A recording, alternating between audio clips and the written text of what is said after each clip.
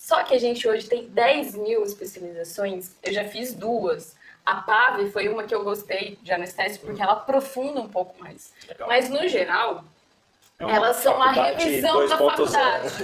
Você entendeu? Claro. Olá, pessoal, sejam todos muito bem-vindos ao nosso podcast. Essa semana aqui estamos com a Adri. A Adri, ela vai se apresentar para nós, mas ela trabalha com a parte de anestesia em pets em pequenos, né, em cães e gatos, e principalmente com pets não convencionais, que é a especialidade dela.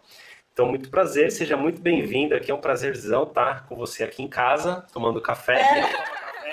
Mas muito veterinário que não toma café. Bora tomar um café e um suco. Bora tomar um café e um suco.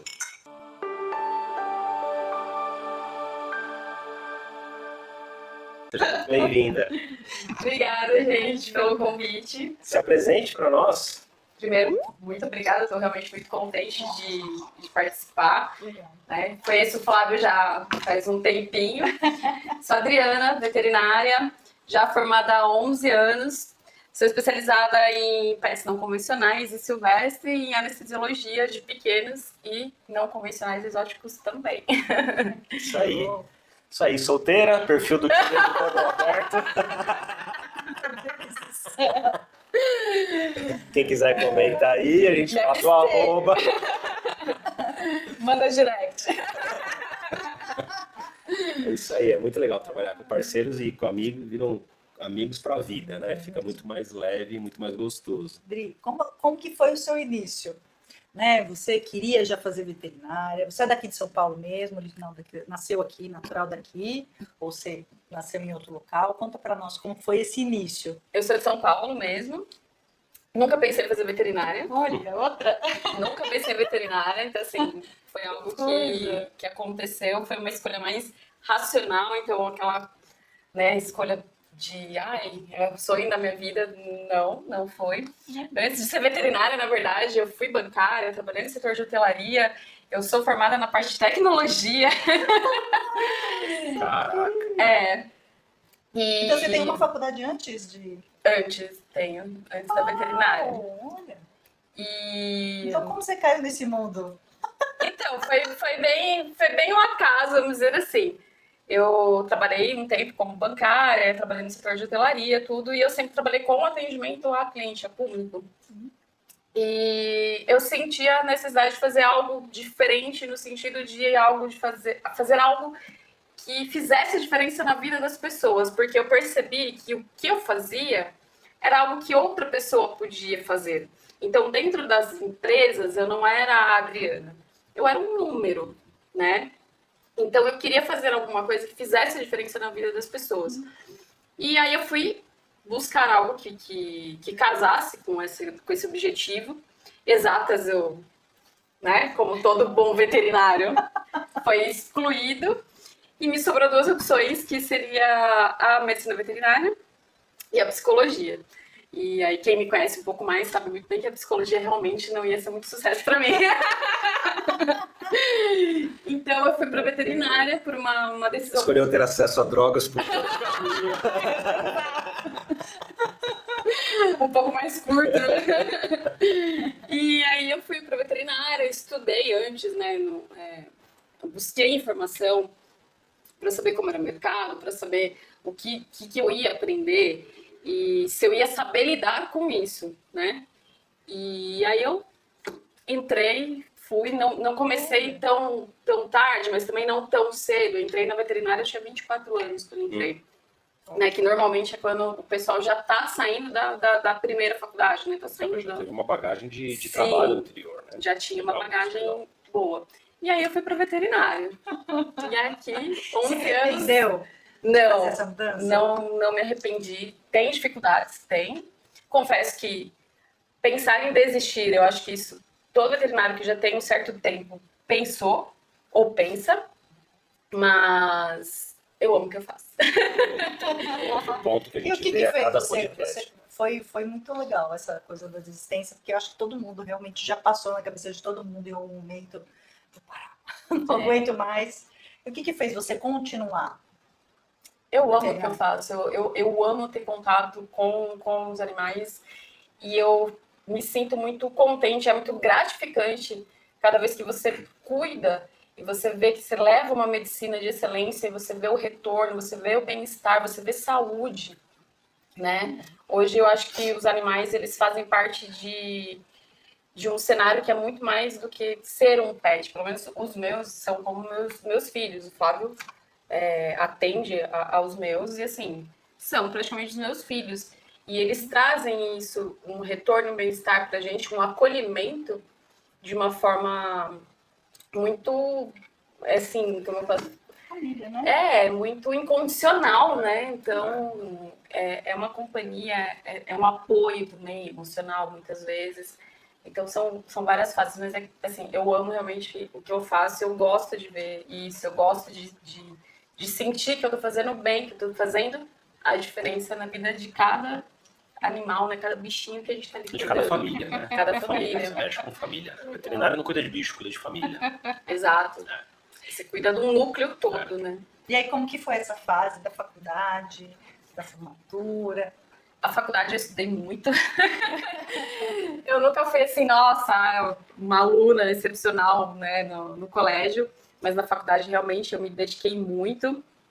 Já fazia muito tempo que eu estava fora, né, da questão de estudo, então eu me dediquei bastante, mas já tinha mais ou menos em mente que eu queria clínica. Eu sempre gostei da clínica, gosto do pensamento clínico, é soberano, indiscutível, e então fui com a mente aberta, obviamente, para todas as outras possibilidades, mas a clínica sempre foi o que me instigou, assim, né? Esse raciocínio, esse quebra-cabeças, assim, eu acho bem bacana. Eu também gostava bastante disso quando saí da faculdade da clínica. Esse quebra-cabeça mesmo, que é um quebra-cabeça, né? Que você vai montando até chegar já juntando as pecinhas. Eu gosto disso. E a clínica, você falou, eu também acho isso. A clínica é soberana, né?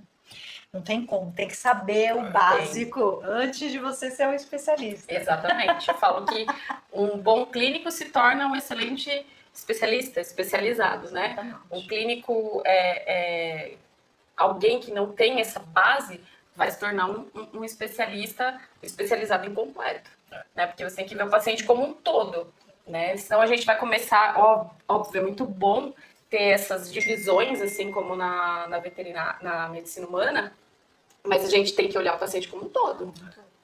A gente não pode perder essa base generalista, senão a gente começa a deixar lacunas no tratamento do paciente. E hoje tem uma parte muito importante da veterinária, que é o generalista, que abraça todos os casos, e o geriatra, que é o generalista do animal idoso. Como eles estão mais longevos, isso é um excelente acompanhar, né? Um excelente mercado também. É o que ela falou, tem que ter os especialistas, mas tem que ter um clínico sempre organizando tudo isso, né? Organizando os especialistas, para saber. Trabalhando junto, né? Trabalhando junto. Exatamente, para saber o histórico do paciente, todo o histórico. Eu, por exemplo, quando me indicam um paciente, às vezes eu tenho uma indicação de proprietário hoje, né? Então, o responsável me indica um outro responsável. E aí eu peço a indicação do clínico. Por quê? Porque eu quero pegar o histórico do paciente. Às vezes o responsável fala assim para mim, não, mas não precisa, eu tenho todo o histórico, eu tenho todos os exames. Não, eu vou conversar com o clínico. Eu prefiro conversar com ele porque o histórico que ele vai passar é diferente. Porque aí ele te passa a base. Sim. Ele te passa por que ele procurou aquele, por exemplo, como que estava o animal quando procurou o tratamento. Eu acho isso essencial. Exato. E você saiu da faculdade trabalhando com clínica? Saí da faculdade e comecei já a trabalhar com clínica. Então, eu peguei o CRMV em fevereiro, né? Em março eu já estava trabalhando na clínica. Legal. Clínica para as outras pessoas ou você montou a sua clínica? Não, eu trabalhava para uma outra pessoa. E aí eu fiquei um tempo nessa clínica e depois eu comecei a fazer atendimentos a domicílio. E aí era um nicho que na época era pouco explorado. Comecei a fazer a domicílio. Junto, né? Junto com clínica. Fazer a clínica e domicílio ou foram... Clínica, trabalhava na clínica, porque nessa eu não trabalhava todos os dias, eu trabalhava 3 dias na semana. Então eu conseguia fazer domicílio, só que aí o domicílio foi crescendo, né? Um foi indicando para o outro, e aí eu acabei ficando só a domicílio. Só atendendo clínica também. Não, aí eu saí da clínica porque financeiramente já não valia mais a Não, pena. mas clínica médica que você fazia, de atendimento. Você Domiciliar, já... vacina, Isso, consulta, consulta, tudo. isso fazia trabalho legal. trivial. E quando que teve a mudança aí para fazer especialização? Então, aí o que aconteceu? Quando você está na faculdade, eu falo que a veterinária é ingrata, porque assim, ela tem tantos caminhos, e assim, Muitos. e para quem gosta de bicho, nossa, eu quero isso. Então, na minha mente, eu queria fazer primeiro uma especialização de endócrino, que eu gosto muito, depois de felinos, que eu também amo, e depois de silvestre. Por isso que você tem que ir com a mente aberta, né? E aí o que aconteceu? No meio do caminho, eu acabei cuidando de um filhote de jacu. É uma ave que, quando adulta, parece ela é parente da galinha, um galinhão, assim. É linda. E eu tinha medo de passarinho. E aí eu comecei a cuidar tudo desse filhotinho. E aí eu virei a chave e falei, não, eu quero silvestre. E aí mudou tudo. Foi quando eu fui fazer a especialização de silvestre. E aí endócrino e felinos foi embora. Então eu fui picada pelo bichinho do silvestre, aí que eu fiquei encantada, que é um mundo à parte. Mas foi exatamente os cuidados com esse filhotinho que me levou aí para a especialização. Então foi uma experiência, né, uma vivência ali prática da minha vida que mudou o meu caminho dentro da veterinária. Que bacana. Olha, às vezes uma coisa que a gente nem imagina, né? Uma situação e acaba levando a gente por um lugar uma coisa, vamos dizer assim, comum, né? Um passarinho que caiu, que você vai lá cuidar, simplesmente falou, opa, nossa, não quero mais, né? Vou pra Silvestres. E aí fui pra Silvestre. Legal. Polêmicas. Como que é a valorização nessa área, nessa segmentação de pets não convencionais e os silvestres? Como que é esse mercado? Ele é valorizado? Ele é bem remunerado? O médico veterinário é bem aceito? As portas estão sempre abertas? Como que está esse mercado? Os pets não convencionais, eu acho que essa medicina ela é um pouco mais valorizada sim do que de pequenos, mesmo porque são poucas pessoas que têm o conhecimento, a técnica, a especialização para lidar com esses animais, porque são inúmeras espécies e mesmo dentro daquela espécie, então, tem aves, o grupo de aves. Dentro das aves existem particularidades. Eu posso pegar um papagaio verdadeiro, vai ter diferenças com o papagaio do Congo, por exemplo. Então, assim, tem muita particularidade. Então, é um universo muito amplo e difícil. Então, eu acredito que a valorização vem mais também pela escassez de profissional, né? E pelo fato de ter um pouco mais de dificuldades no atendimento. Tá crescendo, tá em expansão. As pessoas estão tendo mais esses animais como pets dentro de casa. A gente tem muita aves, calopsitas, coelhos, roedores, porquinho da Índia. Então, hoje já tem um espaço grande para répteis, serpentes, sim. Então, lagartos. Então, assim, tem uma valorização. Os tutores são um pouco, eu acho que, diferentes nesse ponto, porque eu acho que a gente tem um pouco mais dos extremos, né? A gente tem um tutor que não vai fazer nada com aquele paciente, com aquele pet, e a gente tem um outro que você fala, não, preciso que seja feito isso, isso, isso. Normalmente eles aceitam bem, e aqueles que estão dispostos mesmo a fazer, eles fazem. Legal. Porque sabe que é escassa mão de obra e que é importante e que tem essas necessidades. Sim. Isso você está falando dos pets não convencionais, que existe um responsável por trás. Então a gente está falando de cidade grande ou mesmo interior próximo. Os pets não convencionais. E os silvestres, aqueles atendimentos que você faz em projetos conservacionistas, em zoológicos, em safaris, não sei, né? Eu estou especulando esse mundo, eu não adentro esse mundo. Como que é esse mercado? Você tem ideia disso? Então, eu sou hoje anestesista da Animal Gang, que é uma ONG em Santos, da minha amiga Nina, e ela faz os resgates de animais de vida livre. E assim, tem muito pedido, e ela às vezes não dá conta. Então, trabalha com outros veterinários parceiros. Então, a gente tem realmente um déficit com animais de vida livre. A gente tem os CETAs, a gente tem os CRAS, mas existe sim um déficit. Déficit de profissional, de recurso financeiro, que tem? Um déficit público, eu diria, porque aí os animais livres, eles pertencem vamos dizer, à União. Então, se hoje você encontrar um animal de vida livre que precisa de atendimento veterinário, ou você se torna responsável por ele e vai até uma clínica especializada para ele ter esse atendimento, ou você vai levar ele para um CETAS ou para um CRAS, ou para alguma ONG, né? Para que eles possam ser atendidos. E a gente tem muito. Na região, por exemplo, que eu moro, que tem mais mata, a gente tem muito animal, principalmente saruê, de vida livre, sagui, coati, que às vezes a gente precisa, às vezes eu atendo, eu ajudo, mas eu vejo que existe mais, assim, essa parte dos órgãos públicos, mas existe também a população que se ajuda. Então, por exemplo, onde eu moro, no meu condomínio, um vai ajudando o outro, tem ajuda de outra veterinária que faz a soltura, uma ajuda na questão de atendimento, na clínica, de cuidados. Então, existe um pouco mais desse, vamos dizer assim, dessa união para tratar os de vida livre, porque as pessoas tendem a resgatar com a boa intenção, né? E as pessoas ainda não têm um pouco da informação de como é cuidar de um silvestre. Sim, claro. Né? Então aí ela acaba resgatando, porque ela fica com dó e aí ela fica perdida. Para onde eu levo? Então muitas não têm conhecimento do atendimento dos CETAS. Então a gente vai também trabalhando nesse ponto. Basicamente um trabalho voluntário. Sim, tem bastante gente que ajuda, mas a gente tem a parte também pública que faz aí um atendimento. Você recebe para isso, mas você recebe pouco? Não. Não recebe. Não recebe. É voluntário. Na ONG que eu trabalho lá, eu faço um voluntário. Polêmica 2. Olha o fato que eu ia causar. A gente sabe que hoje, tirando drogas e armas, o tráfico de animais silvestres, exóticos, pets não convencionais, seja lá qual o nome que é dado para isso, é o terceiro maior tráfico que existe. Se nós temos estruturas que atendem esses animais, isso não retroalimenta esse tipo de tráfego? Isso é um assunto muito comum, por isso que eu estou polemizando aqui. Eu não diria que isso retroalimenta. O que retroalimenta é você comprar um animal não legalizado.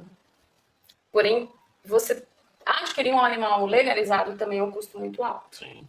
Então, é a questão da conscientização, seja silvestre, seja cão e gato. É a questão, eu posso comprar, eu posso manter, eu posso dar a saúde, o bem-estar e cuidado? Eu posso? Posso. Não posso? Então, vamos repensar, vamos planejar e se conscientizar que não é simples assim. É uma vida, a gente está lidando com vida. Então, o tráfico, ao meu ver, ele é mais retroalimentado pelo fato de você conseguir um animal exótico de uma forma ilícita e barata. Né? Exato. Então, talvez se isso fosse um pouco mais facilitado para o tutor que queira adquirir, pode ser que ajude. O tráfico é muito complicado, ele envolve muita coisa, porque normalmente quem está traficando animal, ele não trafica só animal. Sim. Ele está traficando droga, sim, né? Ele está traficando arma. Então, assim, é bem, bem complexo e exige conscientização da população, exige órgão público, Estado, né? Isso não, interesse. O médico veterinário, ele sim tem uma obrigação de educar, mas quando chega nele, eu acho que já está no final da cadeia, né? Que já está com o pet machucado, doente e não anilhado. Não sei se o Flávio comentou com você que no início, lá atrás, 20 e pouquinhos anos atrás, nós atendemos animais silvestres, a gente gostava dessa área. Nós fizemos estágio obrigatório com Nós fizemos vários estágios obrigatórios com silvestres, conhecemos bastante gente. Projeto Tamar, Projeto Peixe Boi, de Jundiaí, lá, Caixão de isso, Vida, os nossos auxiliares. Não, mas olha, mas lá com certeza os veterinários já são robôs, né? E a gente atendeu, e eu lembro que quando a gente atendia, a gente até se conversava sobre isso, a gente atendeu um pouquinho de clínica antes de começar a especialização, bem pouco mesmo. Eu atendi 1 ano, o Flávio acho que tem isso, 1 ano e meio, né? Antes de se especializar, então foi pouco tempo. E a gente pegava muito proprietário, tutor, responsável, a gente é responsável, né? Eu esqueço de falar, esse responsável de papagaio, por exemplo, que o homem tinha trazido, e a mulher contava. Não, olha, trouxe com um caminhão, ele passou em tal lugar, ele sabia que era proibido. E ele trouxe o papagaio. Nessa situação, você informa, é um paciente seu, tá ali pagando, Mas você falaria sobre toda essa situação, esse retroalimentar do trabalho para essa pessoa? Porque eu pegava muito desses casos, tá? Eu não sei se era a região que eu atendia aqui a Zona Oeste, né? Atendia muito Osasco, essa região de Osasco, Carapicuíba, Jandira, eu cheguei a atender muito Jandira, não sei se é essa região, mas pegava muito disso. Ou a pessoa falava assim, eu passei, por exemplo, o homem era caminhoneiro, eu passei e eu vi, eu fiquei com dó, porque eram vários pequenininhos, fiquei com dó e eu peguei um e trouxe, né? Então, como que você agiria nessa situação? Então, a gente tem que primeiro levar em consideração que quando você vai atender, por exemplo, né, como você falou, um papagaio. Esse papagaio tem quantos anos? 20, 30 anos? Você imagina como que era há 30 anos atrás. Isso era uma coisa que acontecia, como o Flávio falou, antigamente vendia jabuti na feira. Né? Nossa, muito Então, assim, mesmo. Nossa, você lembrou disso? Jabuti, Verdade. vendia na feira. Na feira. Você imagina que agora que a gente está tendo um boom com cães e gatos. E silvestre, então, se há 30 anos atrás o cão e gato já não era visto, nem cuidado como é hoje, você imagina um silvestre. Então, hoje, qual é a minha conduta? Né? Se esse paciente ele é proveniente de tráfico de 20 a 30 anos atrás, mas ele está dentro de uma casa onde recebe cuidados, onde tem tudo, um ambiente, manejo nutricional adequado, você sim informa o tutor, até mesmo porque ele vai entender que caso ele queira adquirir um outro, existe uma via correta para isso. E existe a possibilidade de você legalizar o seu animal. Então, eu mesma já atendi um papagaio ano passado, é um papagaio verdadeiro, que a tutora estava fazendo todo o processo junto com o advogado para legalizar esse papagaio. Então, assim, eu como veterinária fui para fazer toda a parte de avaliação clínica, laboratorial, manejo ambiental, nutricional. Um atestado de saúde, né? Para fazer, na verdade, era um laudo mesmo para o processo de posse responsável desse animal. Então, existe a possibilidade de você legalizar esse animal. Então, a gente também tem que pensar naquela questão de que é uma vida. Você vai tirar o papagaio, por exemplo, de uma casa que está 20, 30 anos, ele corre risco sim, de óbito, né? São animais que são gregários. Então, a gente tem que tomar cuidado com isso. O médico veterinário, silvestre, ele tem que ter o conhecimento dessas informações, passar isso para o tutor, levar a conscientização, mas é delicado. É delicado. É um assunto tão delicado, né? Você tem que instruir, mas não julgar, né? Você tem que instruir, você tem que avaliar, você tem que, acima de tudo, ver em que condições aquele animal está, né? Porque a gente tem, às vezes, principalmente pessoas mais idosas que têm esse papagaio há 20, 30 anos e que cuidam bem e que não tinham essa informação, que às vezes ainda não tem. Então, a gente também, como veterinário, nós somos propagadores de conhecimento. Sim. Então, a gente tem que fazer isso de uma forma que não julgando. Lógico, você vai ter casos onde, né, maus tratos, e aí você vê que é inadmissível, aí a tua conduta tem que ser outra, mas você tem que avaliar cada situação como única e ver como está o bem-estar desse animal.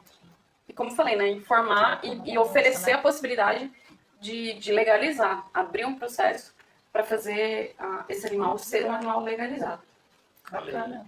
Falou uma coisa que muita gente não sabia, dessa parte de legalização. Muito legal. Isso aí. Bem podem bacana. procurar. E daí foi para anestesia. Anestesia nesse ramo. Vocês não sabiam, ele foi para anestesia. Pessoa entediada, né? E com o tempo não para quieta. Não para quieta. Fui para anestesia. Cliniquei por 8 anos.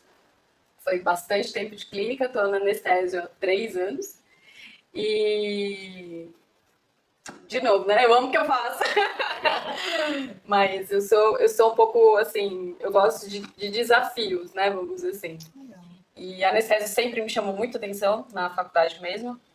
Sempre gostei muito. E é interessante porque você tem que ver o paciente como um todo, diferente do que o pessoal pensa que é para colocar para dormir. Não, você tem que ter uma base fisiológica geral daquele paciente. Tem que ter conhecimento, porque é uma responsabilidade, né? Então, você vai anestesiar um animal e você tem que saber lidar com intercorrência. Você tem que ter uma certa dessensibilização para lidar com emergência, né? Então, você tem que ter o conhecimento um pouco de intensivismo, de emergência, clínica, de algumas especialidades, um paciente endocrinopata, um paciente que é oftalmo. Então, assim, eu gosto, porque eu gosto muito de fisiologia. Por isso que eu pensava em endócrino, porque é fisiologia pura. E quando você entende fisiologia, você entende o paciente. Você tem uma facilidade para saber como agir, o que fazer para cuidar dele, entende? Então, a anestesia exige também conhecimento farmacológico, né, muito grande, e fisiológico também. E aí fui para anestesia, obviamente, porque também é uma área que, comparada à clínica, tem mais não valorização, mas retorno financeiro realmente é um pouco melhor. Mas, na verdade, eu fui mais para anestesia, principalmente silvestre, porque eu sou uma pessoa sinestésica, eu gosto de colocar a mão no bicho, eu gosto de apertar o bicho, eu gosto de fazer carinho. E aí, eu fui para anestesia para poder ficar perto dos exóticos e fazer carinho. Delícia, né? Quer botar o leão para dormir, dá um abraço no leão. Exatamente. Então, tipo, o motivo mesmo, assim, além da parte técnica, é porque eu quero chegar perto e pegar e fazer carinho. Qual foi o animal mais, assim, diferentão, exótico que você já anestesiou? Que eu anestesiei sozinha, a lhama, uma lhama. Olha aí. A lhama foi. Ó. Tomei uma cuspida na Você tomou uma cuspida? Tomei uma cuspida na cabeça. Hora de trote. O trote do pessoal da anestésia. Mas foi bacana. Vamos tirar uma foto com a Lhama. Meu cabelo ficou verde, mas ok, tudo bem, faz parte. E que eu fui como assistente, né? Anestesista assistente ali. Foi um tigre de Bengala que a gente fez no ano passado. E aí eu sou fissurada em grandes felinos. E aí esse, indiscutivelmente, é lindo demais, né? Nossa, gente, o tigre de Bengala. Ele ficou com medinho? Ele não Nenhum, queria acordar? nenhum. Você pensou assim? É dona das drogas. Que legal. Foi assim, sensacional. É maravilhoso, assim, não dá nem Era para uma cirurgia ou é em projeto para fazer aqueles. Normalmente anestesia, faz ultrassom, eco, eletro, vai a galera para ver foi dente, uma avaliação geral, mas geral. assim, ele já era um tigre idoso, né? Então ele vinha perdendo peso há um tempo. E aí precisou fazer uma avaliação geral para ver o que estava acontecendo com ele. Infelizmente ele veio a óbito depois de 30 dias, mas aí você tem que aproveitar a anestesia e aí faz tudo em casa. Uma galera, 10, 12 veterinários, né? Então, Nós temos um tigre aqui em casa. eu gosto. Porque É mentira, mano, é mentira. quando precisa fazer alguma coisa, tem que anestesiar. Mas esse é mais difícil do que o tigre mesmo. É mais difícil. Eu tenho 4 em casa, esse é mais difícil. Não, mas o mais engraçado foi a veterinária que estava aqui para ajudar a gente, uma amiga nossa, falou assim, mas precisa, ela já estava sedadona, precisa colocar a focinheira? Ela fez... Aí eu acho que... gato, realmente. Nunca subestime, Nunca porque... subestime um gatinho bravo. Mas acho que uma das experiências que eu tive, assim, que eu nunca vou esquecer, quando eu tava fazendo a pós de Silvestre, eu fiquei uma semana no Aquário de São Paulo. Ai, que legal. E aí você vai no cambiamento, você conhece tudo. E aí eu tive realmente a oportunidade de ficar no cambiamento, cara a cara com a Aurora, que é o urso polar. Olha, que animal. E foi, assim, maravilhoso. É indescritível. Porque eu fiquei ali, cara a cara mesmo, dando a mão pra ela tirar. Lógico, com cuidado, mas assim... É fantástico, porque você vê na televisão, né? Nossa, um urso polar. Você vê um tigre de Bengala, mas quando você chega perto ali, Pode pegar. você vê aí, o tamanho, né, daquele animal, o quanto é grande, né? Assim, é impressionante. Essa foi uma experiência que realmente eu acho que eu não vou esquecer nunca mais. Assim. Foi muito, muito bacana. Chegar perto de um urso polar. Foi um privilégio. Que legal. Dri, se você pudesse voltar no tempo e conversar com você mesma lá no início, qual que é a frase ou a dica que você diria para você no início da veterinária? Teria começado antes. Teria sido minha primeira escolha de faculdade. Eu teria desviado os caminhos para chegar até lá. Até aqui, no caso, mas eu também acredito que tudo, né? Tem seu momento, né? Tudo tem seu momento, tudo tem seu tempo, você tem que ter maturidade. Mas teria começado antes e teria começado também já na anestésia, que eu gosto muito. Tem alguma coisa que você se arrepende? Arrependimento é sacana, né, essa pergunta, mas tudo são aprendizados, né? Mas teria alguma coisa que você faria diferente hoje? Dentro da veterinária? Dentro da veterinária? Eu acho que não. Teria talvez tentado mais oportunidade dentro de Silvestre, eu acho. Mas diferente, não. Eu me dediquei muito. Como era um pouquinho mais velha, eu já estava um pouquinho Calejada, né? mais experiente para levar uma faculdade. Então, eu me dediquei realmente muito na época da faculdade. Fiz estágios. Então, eu acho que realmente teria começado só mais cedo. Eu demorei a descobrir o que eu gostava. Né? Eu nunca, o que você quer ser? Então, assim, não tinha, o que você quer ser? Sei lá, o que eu quero ser. Não sei se ser alguma coisa, né? Eu preciso decidir isso agora.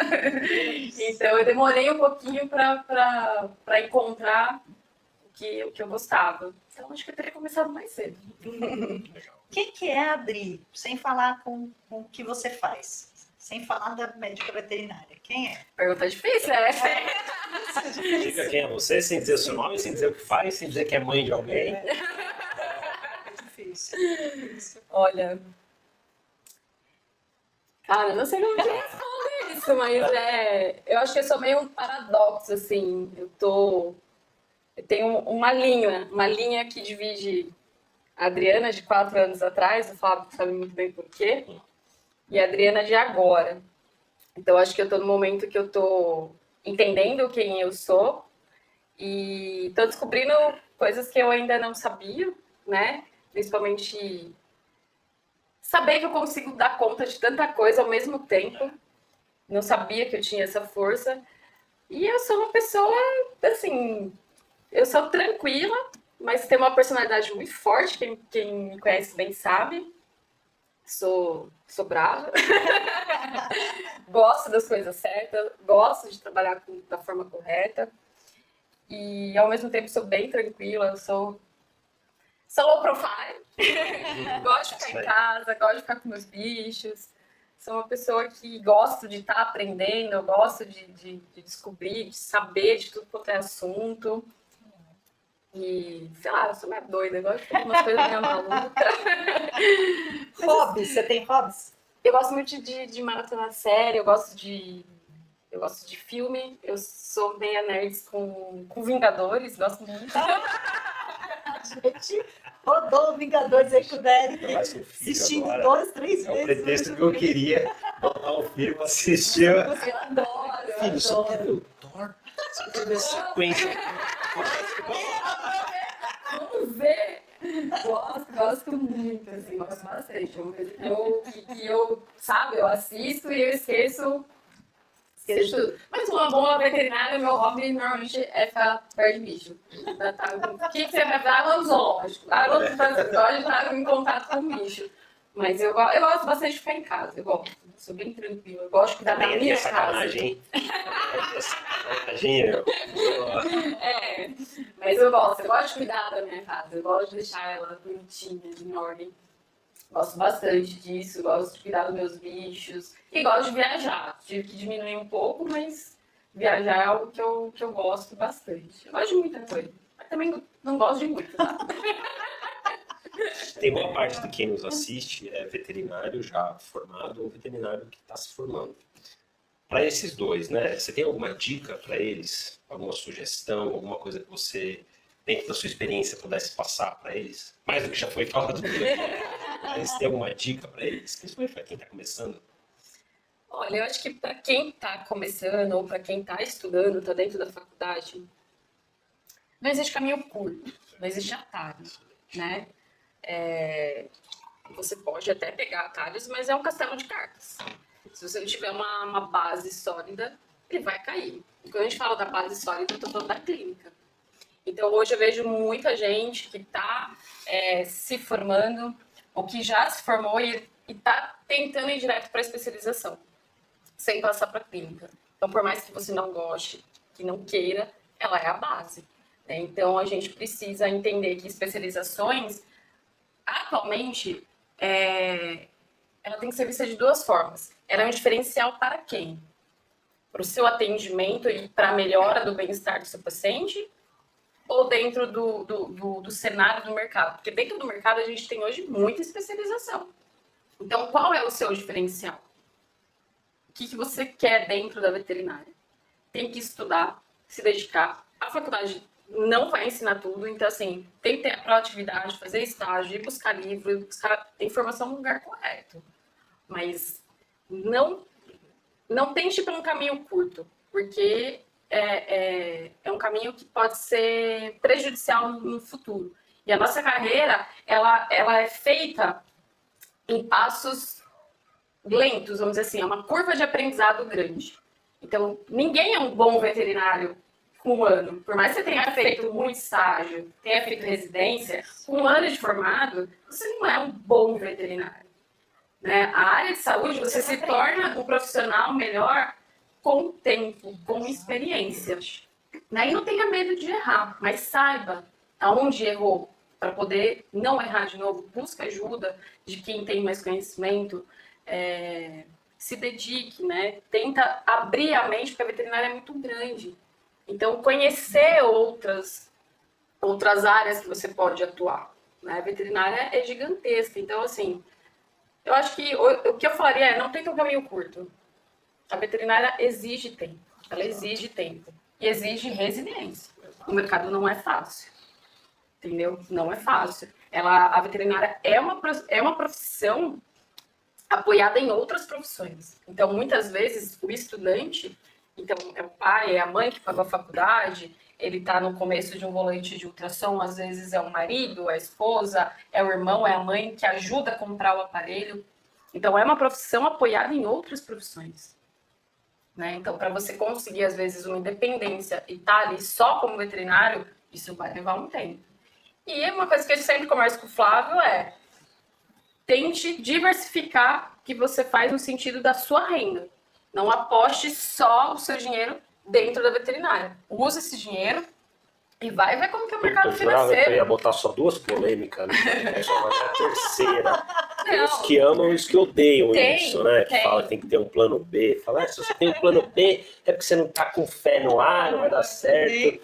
Eu tenho plano B, C, D, E. É isso aí, entendeu? O mercado é volátil. E pensar o seguinte, a gente tem, acho que hoje é o terceiro, é o quarto maior, o Brasil é o terceiro ou quarto maior mercado pet do mundo.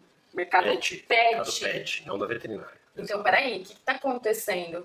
A gente tem o terceiro maior mercado do mundo, só que a gente não tem o maior mercado de medicina veterinária atuante, com desvalorização do profissional, com burnout, com suicídio. Então, assim, quem é estudante, quem é veterinário, qualquer pessoa, aprenda a ser questionador, a ser criterioso, a avaliar a informação e entender. Se eu estou no um dos maiores mercados do mundo, por que eu não estou tendo o retorno da medicina veterinária? Tem alguma coisa que não está casando. Então, questione, vai atrás da informação. É uma pergunta boa para essa colocação aí. Você acha que a veterinária, ela ganha pouco porque ela não sabe cobrar ou porque realmente o mercado veterinário é desvalorizado?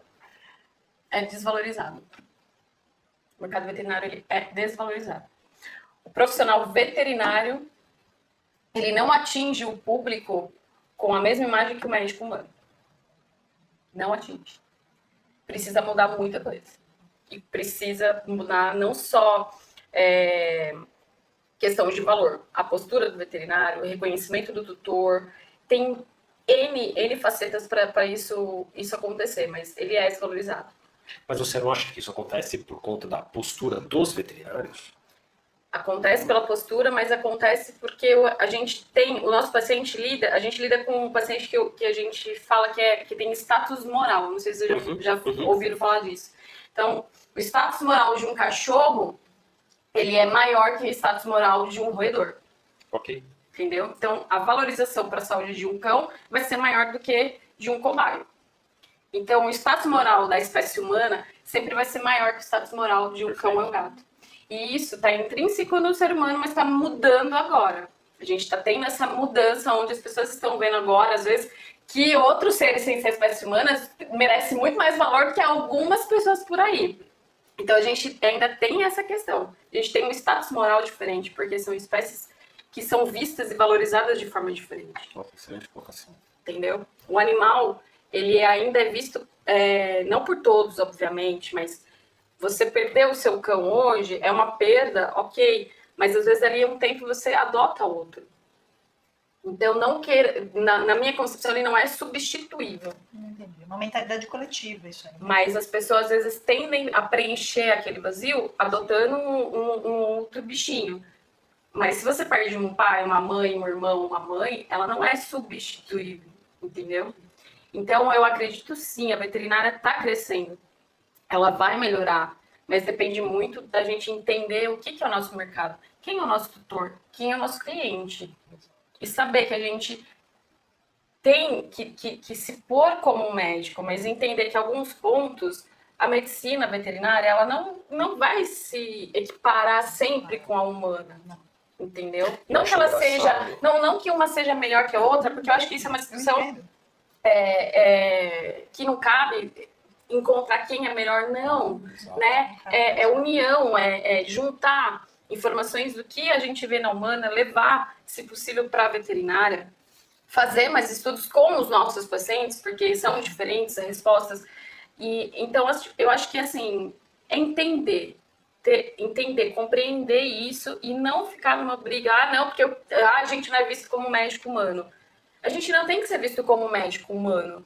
A gente tem que ser valorizado pela responsabilidade que nós temos como médico veterinário, em todas as faces que a gente exerce, seja na saúde pública, seja na inspeção de alimentos, seja na clínica, na anestesia. O tutor precisa entender isso. E para ele começar a entender isso, a gente precisa mostrar, ter postura, qualificação, né? Ter qualificação, saber o que está falando e o que está fazendo, entende? E óbvio, aí a gente entra na discussão de que tem inúmeras faculdades de medicina no Brasil veterinária que complica um pouco mais isso, mas eu vejo de verdade, a medicina veterinária do Brasil é uma das melhores. Eu tenho contato com o pessoal da Austrália, né? Que é veterinários que trabalham na Austrália. E sim, a gente tem uma veterinária muito boa. Nós temos profissionais muito bons. Nós temos um país com uma das maiores faunas do mundo. Nós temos uma amiga que está na Austrália e eu tenho outro que foi para a Áustria e um outro que foi para a Alemanha. Ele vira mandando mensagem falando, gente, se o nosso time daí do Brasil viesse para cá trabalhar, a gente faria miséria. Exatamente isso. Nós somos muito bons, muito bons. Mas realmente a gente não tem um reconhecimento. Às vezes dentro da nossa própria família a gente tem reconhecimento como veterinário. Você fala para a pessoa, faz isso. Ela não faz. Exato. Entendeu? Então assim, se dentro de casa a gente não consegue mostrar a importância do que a gente faz, cara, aqui fora é um trabalho difícil, mas tá mudando, tá melhorando. Aos poucos a gente vê uma mudança grande de 20 anos para cá. A gente já viu muita mudança, né? Uma mudança grande que aconteceu é que antigamente o veterinário atendia tudo. Era um veterinário que atendia tudo. E tudo em todas as espécies. Não, tudo ele ia fazer cirurgia, anestesia, todo mundo, tudo ao mesmo tempo. A gente conhecia um veterinário que não está mais vivo agora, conheci na Zona Sul, que ele falava que formava fila, porque as clínicas veterinárias eram muito espaçadas, né? Eram uma cidade, né? 3, 4 bairros para ter uma clínica veterinária. 30 anos atrás. Isso, 30 anos atrás, né? E 40 anos atrás até. E ele falava que pagou a clínica dele no primeiro ano de Ele profissão. falava que pagou a clínica completa em um ano, porque fazia fila para atender, né? Totalmente diferente. Então ele atendia porco, galinha, tudo, mas exóticos, pets, tudo, cavalo, tudo era atendido. Mudou muito. Olha como foi mudando, né? Quando a gente entrou para trabalhar, a gente entrou na época das especializações, estavam começando. Não tinha muito especialista, tanto que a gente teve dificuldade, porque os veterinários residência direito se falava há 15, 20 anos atrás. Não, especializações eram difíceis. Sim, nem, não, 20 anos, nem. Então, nem nada disso. Era dentro de universidade. Ou você fazia carreira acadêmica, né? Aí você fazia tudo, doutorado, mestrado, doutorado, né? Ou você não fazia nada. E aí a gente começou a especializar, quando a gente entrava nas crises, o veterinário achava que a gente ia roubar. Não, você vai continuar sendo seu cliente, eu só vou fazer especialização. Não vai pegar ele, não. É só uma parceria. Era difícil eles entenderem o que era parceria. Olha como mudou. Hoje em dia a gente já tem os parceiros, a gente consegue trabalhar, né, em clínicas veterinárias de outras pessoas, eles sabem que a gente não vai roubar o... Vai roubar o não vou levar para casa, não, tá? O paciente é seu, né? Fica aí com você. Então mudou muita coisa. Mas o que a gente vê ainda que tem que mudar, duas coisas que você falou que eu achei muito importante e que pouca pessoa fala, mas a gente já até falou aqui, eu acho, uma vez, citou uma vez. Essa parte dos veterinários hoje saírem já especializados. Eles não passam pela clínica, não fazem nem um pouquinho, nada, nem um pouquinho de clínica e já passam para a especialização. Isso é muito ruim. A segunda coisa deles quererem já ganhar o topo, sair ganhando o topo. E você falou uma coisa certeira, e que a gente é autônomo a vida inteira, é uma construção. É uma construção. Uma construção financeira. Né? Até você fazer um mercado, fazer um nome, fazer e você chegar no ter topo. Experiência. É para você chegar, para você ter autoridade naquilo que você faz, leva o tempo. E assim, e você sempre vai estar aprendendo. Sempre ter que se provar. Não é que você chegou no topo da montanha que você vai ficar por ali. Pelo contrário. Não. Então você sempre tem que estar ali entendendo, melhorando, aperfeiçoando, estudando, compartilhando. Acho que a veterinária falta muito isso, ter essa ligação, né, entre os especialistas, se conversarem, né, porque isso é importante para o paciente e porque você também ganha conhecimento, você vai entender. O Flávio vira e mexe, eu sempre pergunto alguma coisa para ele. Não sou do ultrassom. Inclusive, eu cheguei a fazer curso de ultrassom também. Ó, maluca, não tem cheguei a fazer curso de ultrassom, mas vi que nada ruim. Então, assim, é importante você ter isso. Ultrassom pra você, sim, você tem que fazer as local. Agora eu bloqueio, Agora eu bloqueio, mas o bloqueio é bem mais fácil do que achar uma adrenal. Ou pâncreas. Outra coisa também que eu acho é que hoje ainda existe bastante, e a gente tem que ir indo aos pouquinhos tirando isso, é os locais de trabalho insalubre que o veterinário ainda se propõe, se coloca. Essa é outra questão. Por que a gente não é valorizado? Exatamente. Mas assim, eu preciso trabalhar, porque eu financeiramente eu tenho que fazer isso. Não é para causar polêmica, mas assim, se eu tenho que me colocar numa situação tão insalubre, cara, vai fazer outra coisa. Busca outro ramo de atividade. Exatamente. Entendeu? E assim, é Busca difícil. outro ramo, mas assim, não tira a sua chance de ser valorizado, porque aí a pessoa, ela vai te buscar, ela vai te procurar, não porque você é bom, mas porque você é barato. E serviço não está agregado a preço somente, está agregado a valor. Entendeu? Então, assim, se você realmente precisa, vamos pro plano B. A gente sempre tem que ter um plano B em tudo na nossa vida, porque a gente não tem controle o tempo todo de tudo. E assim, pensa, se você como prestador de serviço, às vezes está entrando num lugarzinho ali, e tá vendo que aquele lugar, né, você às vezes não tem lugar para apoiar o seu aparelho, não tem lugar para fazer, numa clínica, num consultório, num local, às vezes, sem janela, num lugar lá no fundo, lugar escuro. Você imagina o cara trabalhar ali 8 horas, 10 horas, 12 horas. Gente, polêmica, mas assim, é o que a gente pensa, a gente tem que querer sempre o melhor. Eu acho que. E é uma lacuna que a medicina veterinária tem, que eu acho, é a minha opinião, tá? Eu vou criar outra polêmica. Que não deveria pessoas que não são da veterinária abrir clínicas veterinárias. Concordo. Tá? Pet shops. Eu acho que deveria ser da área veterinária. Mas, enfim, é uma lacuna que existe no veterinário. Aí, o que ele faz? Ele monta um mega de um pet shop lindo e maravilhoso e coloca o consultório do veterinário aonde? Lá no fundo. Lá no fundo, uma salinha. Sem banheiro, apertadinha, escura, sem janela. Mas você entende que isso também, às vezes, a gente hoje está pegando uma geração, eles estão saindo com 22, 23 anos da faculdade. E Com 22, 23, você realmente ainda não tem vivência de vida. Então, também falta um pouco, eu acho, de norte para esse pessoal, porque você sai da veterinária, você é literalmente jogado no mercado. Ó, você terminou a faculdade. Jogado. Ou você faz residência ou você vai para o mercado. Tá. A maioria vai para o mercado, porque não é todo mundo que pode fazer uma residência de 2 anos, porque precisa do retorno financeiro. Então, você também não tem um apoio informativo para essas pessoas recém-formadas entenderem. É aí que eu te falo, quando eu fui fazer veterinária, eu fui estudar antes, entendeu? Fui lá, Gente, a dica. busquei como que é o mercado, aonde eu posso atuar, o que eu posso fazer. Mas aí a gente entra numa coisa que é mais a fundo, que os pais delegam... a gente vai mudar de assunto. Assim, os pais delegam a educação dos filhos para a escola, sendo que os pais deveriam ser os orientadores, o líder da casa, o treinador provedor. E o provedor do filho. Então, poxa, o pai... Filho, você tá querendo ir para essa área?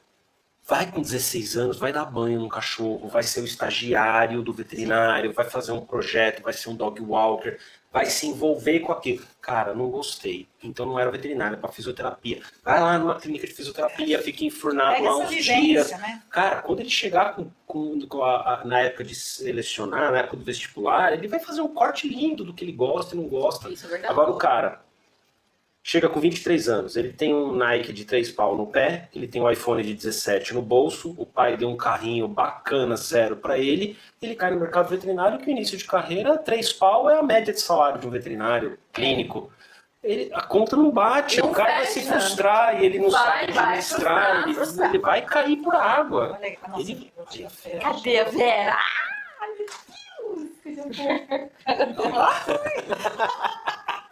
Adora mulher, né? Ela adora mulher. Então isso realmente falta um pouco, acho que, da conscientização dos pais. Eu e a Jordana, a gente tem um assunto sério com isso, que é quanto mais eu puder dificultar a vida do meu filho agora, mais adaptado ele vai estar lá na frente, porque ele vai aprender a se virar com a dificuldade. Então... porque a facilidade, né, é aquela frase, né? Tempos difíceis fazem homens fortes, que fazem tempos fáceis, que fazem homens fracos. Exato. Então, assim, a gente tá nessa era, né? Homens fracos. Gente, não são homens. Pessoas, por favor. né? Pessoas, né? É uma analogia com o que você está falando. Pelo fato da gente ter que explicar isso, eu já acho um absurdo nessa época, entendeu? Você não pode... Você não pode, você tem que tomar cuidado com o que você fala. Exato. Então, mas é o mundo. Se ele tá mudando para algumas coisas a gente tem que se adaptar que a gente não tá acostumado, porque a gente é lá de outra década, né? Nós não somos tão velhos, mas também não somos tão jovens. A gente vai se adaptando. Tem coisas novas que são coisas boas, mas vem junto algumas coisas que são meio absurdas, né? Explicar o óbvio é complicado. Você não poder falar a verdade, porque a verdade ofende, eu não posso criar... Com a falsa justificativa de ser tóxico, de ser anti-empático, de... Cara, a vida não é bonita. Ela é boa. Ela é boa. A vida é boa. Mas ela não vai ser fácil, generosa o tempo todo. Então você tem que ter, sim, isso em mente e ter o pezinho no chão. Eu sou uma pessoa muito pé no chão, muito racional. Tenho um lado emocional, mas assim, tem que... Cara, se você for cair cada vez que você toma uma... Nossa, mãe. Não, até a gente cai, mas é a rapidez com que você levanta, né?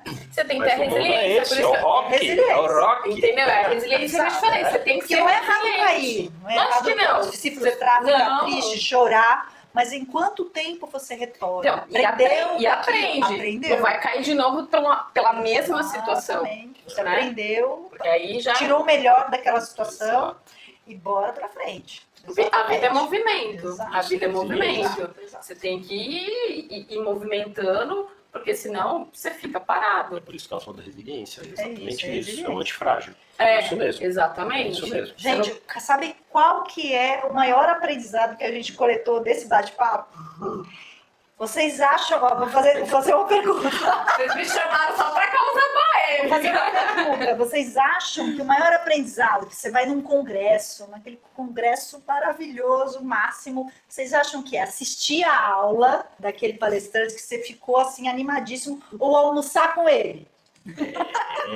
Ou tomar um café com ele depois? É isso. O coffee break quem comer é muito bom. Igual a gente está fazendo aqui, trocar um bate-papo com um profissional. É aí que você colhe as melhores dicas e informações. É quando você senta, escuta ele falar da vivência dele, da prática, e isso foi uma aula. Foi maravilhoso. Conversa incrível. Foi um prazer ter você aqui na nossa Eu que casa. agradeço, gente. Adorei que você pôde vir. Ótimo. Trouxe coisas assim que eu nem imaginava. Isso é muito legal. Né? A gente não tem nada planejado. E a gente vai continuar o nosso bate-papo aqui. Desligar a câmera, mas aqui vai. Despedindo de vocês. Eu que agradeço, gente. O Flávio é um grande amigo, ele sabe disso, me ajudou muito já. A gente trabalha junto há 11 anos, desde que eu me formei. Legal. E é uma pessoa que eu confio extremamente. Me salvou várias vezes, né? Flávio, minha gata, pelo amor de Deus, socorro, começa a chorar. Lá veio o Flávio. Oh, meu Deus. E hoje eu tive o prazer de conhecer. Ai, Muito, muito feliz mesmo de ser convidado para estar aqui. E espero que esse ano seja próspero para todo mundo, Pra todos para nós. todos vocês Pra também. todos nós, gente. Que 2026 seja incrível. Eu agradeço a audiência. Se vocês puderem curtir, comentar, compartilhar, eu vou deixar aqui na hora das postagens o @, da Adri. Lembrando que o Insta dela tá aberto. Aberto. Olha, Flávio, ó você colocando mais polêmica. Tchau, gente. Até o próximo episódio.